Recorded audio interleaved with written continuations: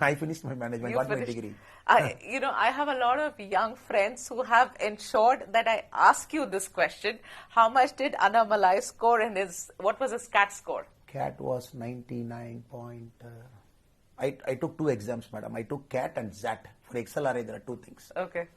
So CAT was 99.32. Okay. For XLRA was 99.98.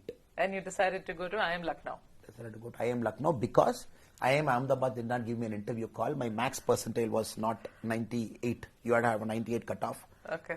And IIM Lucknow, Kozhikode, other places, but I was very clear I have to go to a place where I never studied. The culture should be new, the food should be new, people should be new, where I should be out of my comfort zone. I didn't want to study in a South Indian place where I know how it is. So I wanted to go to out of my comfort zone kind of place. Okay. So Lucknow was a natural selection. And like from whatever you have told me till now, it seems that while you were there in Lucknow, you sort of decided that you wanted to take UPSC. Yes. Two important things that shaped my decision then, madam. One was the Mumbai attack, November 26, 2008, my first year of MBA. Okay. And that was very bad. It was very insulting for me as a person. And that was a push, maybe a small catalyst which was pushing me towards civil service system, change, being in position of power, bringing some change. That is one. Also, my internship happened. Normally in IIMs, you do an internship. I was one of the very few people, the first people, the earlier people in IIM to do an internship with the political party.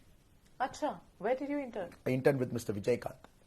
Okay. So Mr. Vijaykanth was running a political party called DMDK in Tamil Nadu. Huh. So I interned with him for about 3 months. Okay. So my first brush of politics happened then. I experimented. Internship is purely a professional relationship with the firm. So I did it. And after that, I knew politics is not for me. And I cannot even aspire to get into politics. Okay. And again, what I'm talking about cult and what I'm talking about first generation, what I'm talking about movie power, charisma. And I knew that it is not for me. Then civil service was also parallelly happening. Okay. So 2009, the internship happened. 2009, I wrote my prelims. 2010, I wrote my mains, the same 1 year thing. And I got into civil service, worked for about 9.5 years. Again, I'm telling you, if Modi ji was not there in politics, probably I would have continued in civil service. You would have. Or probably I would be running my NGO full time. Either of this could have happened. Annamalai ji, you are somebody who has been changing your profession frequently, and right from being an engineer to going to a management college to getting to UPSC to becoming a politician. A man who does that is bound to have a very, very strong anchor in the background. Who is Annamalai's strong anchor? My life upbringing, madam. My parents, and we are born in a small village. Always the mentality is nothing to lose. And anytime I think that anything will fail, I always say go back to farming. And my parents will accept me for Is that still your plan B, go back to farming? No. Politics is a service. There's nothing called failure here. It is only setbacks you might face. Politics is a service. This is not a job. You come here and there is measurable goal and 5-year performance, nothing. It's a service. And the way politics is designed, it's a service. Now, maybe people might say it's a profession, it's a full-time, but I don't see politics like that. I see politics as a pure service. I don't take anything from the party. I don't draw a salary.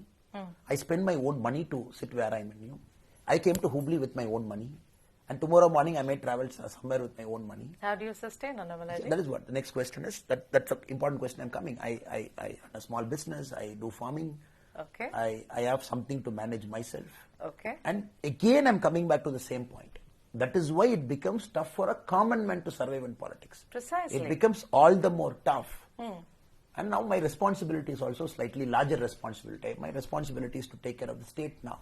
So I have an office to run, I have PAs, I have people around me, and I have to do all this. Now it is also becoming full time because I have to give time to it. Yes. So my days in farming are about 3 days a month.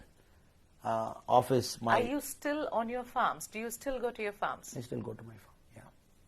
3 days a week? I do animal husbandry, so naturally I have to take care, I have to have a look at it, I have to check the accounts. Okay. Even if my mother is seeing it full time, my wife is seeing it, or my sister is seeing it, but still I have to see what is happening at least. Okay. So I have to give time. And I also run an NGO, which I started the day after I quit.